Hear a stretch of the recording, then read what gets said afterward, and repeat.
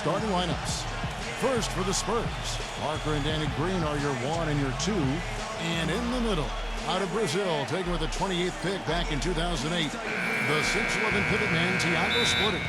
Then there's Kawhi Leonard, and it's Duncan in at the 4 spot. And for Miami, Chalmers and D-Wade are the guards. And playing at the 5, the always versatile 6'11" star big man, able to score inside and out, Chris Bosh.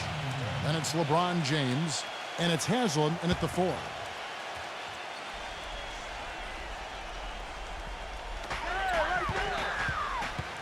Dishes it to LeBron.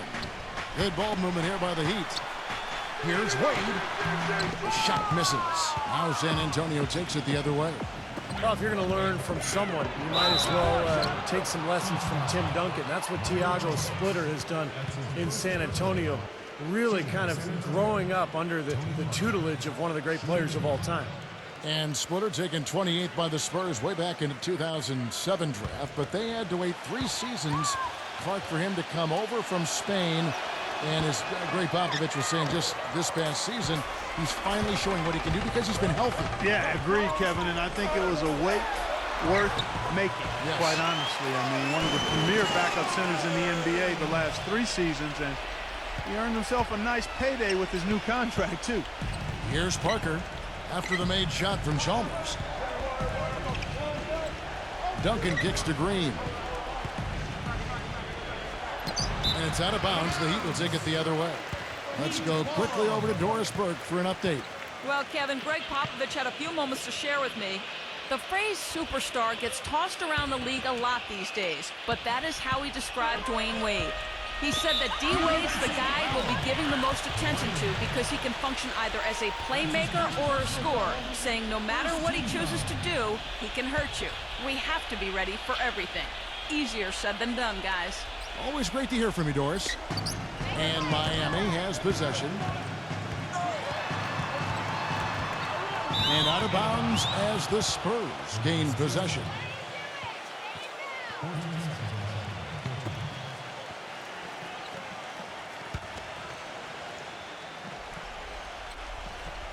About 1 minute into the first quarter. Guys, you go back to the shortened season a year before last, and the Spurs were the best team on the road. But last year, they weren't nearly as dominant on the road. Still solid when leaving San Antonio, but far from the level they played at a couple of seasons ago. San Antonio with the rebound. Here's Parker. And that is good.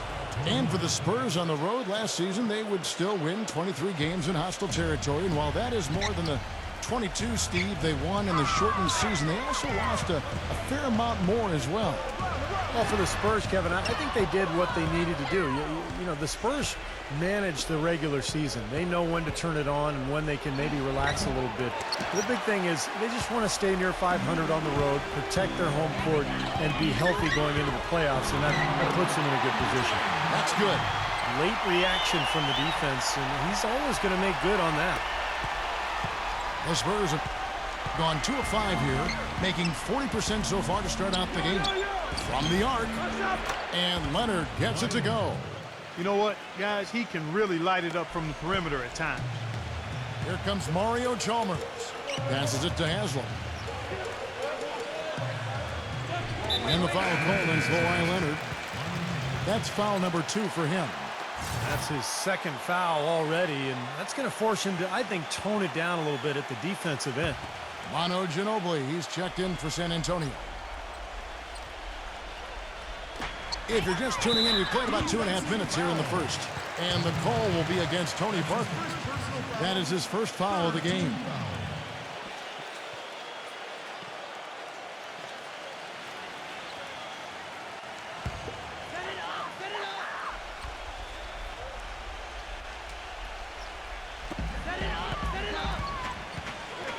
Chalmers against Parker.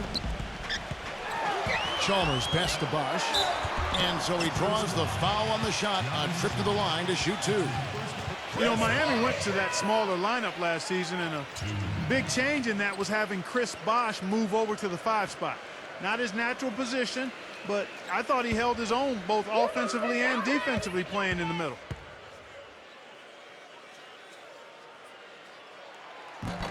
And that one falls for Bosch. And for Bosch, playing the center, Steve, he's giving up some weight out there.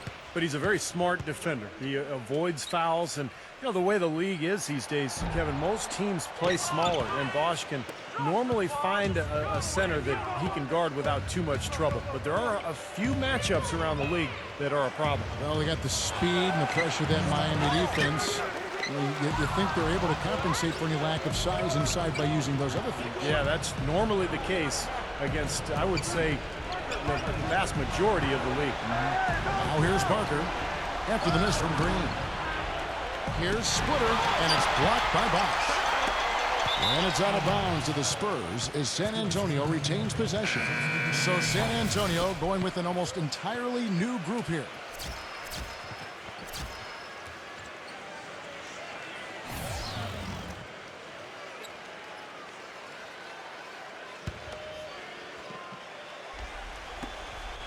.158 left to play here in the first.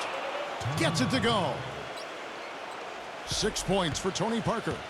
I like the way he's not forcing anything, taking advantage of what the defense is giving him. He's been a key contributor for them in this quarter.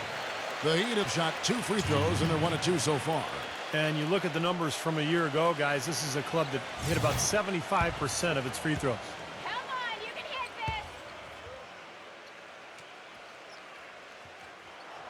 this. And that one falls for Cole.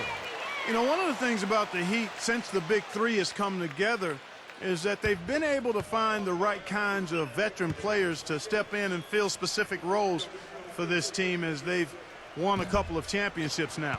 So he picks up just 1 from the line that time. And it's easy to have players want to join the Heat when they're competing for an NBA title every season. But, Steve, even then, they find the ones that most fit their offensive and defensive philosophy, and that's when they're going to come up big for them. Yeah, for sure. This team has done such a good job putting together this roster around LeBron and Wade. You think about Birdman in the playoffs last year, you know, Battier coming in here as a stretch 4. They've just found the right players and the right mix, and that's one of the big reasons why this team is back-to-back NBA champs. Battier, and out of bounds as the Spurs gain possession. 12 seconds.